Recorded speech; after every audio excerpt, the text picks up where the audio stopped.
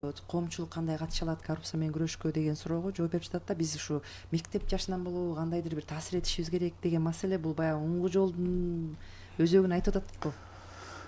Ушул стратегия, ушул иш план, анан ушу президентибиздин оңгу жол ушу жарлыгы, мунун баары бир байланыштуу эле иш. Анткени биз ошол жаштарга оңгу жол жөнүндө айтып атып эле ошол эле маалда ал оңгу жол көп тармакты камтыйт. Ошол жерде балдарды коррупцияга аралашпа. Бул коррупцияга жол эмнеден ачылат? Алдоодон да. Биринчи эле алдап баштайт да, алдайт, калп айтат, туура эмес кыймыл аракеттерге барат.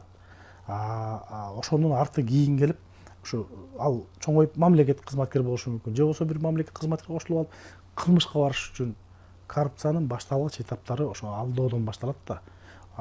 Ошол нерселер болбош үчүн биз улуумун ушу өсүп келаткан жаштарга туура тарбия берип алсак, ошол эле маалда арабташып кетпей, же орусташып кетпей, же бир башка ааламдашып кетпей, өзүбүздүн кыргыз экенибиздин, биздин байыркы эл экенибиз, бизде манас атабыз болгон, барсбек аталарыбыз болгон кыргыздын эгемендигин, ушу тилибизди, ушу турган турпатыбыз менен, ушу жерибиз менен сактап калган аталар болгон, ошо аталардын жүргүзгөн саясаты, мекенге болгон баягы чын дили менен ошол кездеги башкарууларын эстен чыгарып койбошубуз керек да.